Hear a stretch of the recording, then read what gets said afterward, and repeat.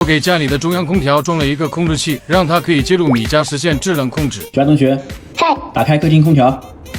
没问题，开了。室内温度高于30度，帮我打开房间空调。自动化场景已创建成功。1小时后关闭空调。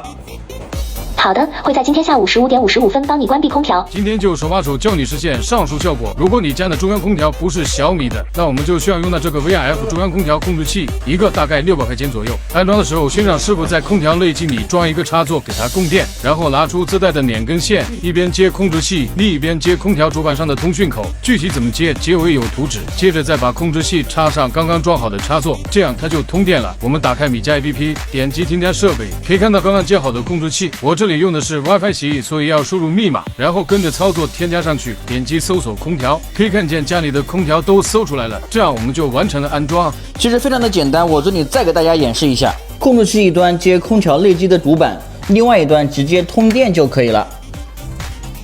VIF 中央空调控制器支持市面上很多型号的中央空调，比如说我家用的是海信，包括海雅、格力、美的、日立、大金、三菱重工、东芝等等，这是不同品牌的接线示意图，记得截图保存。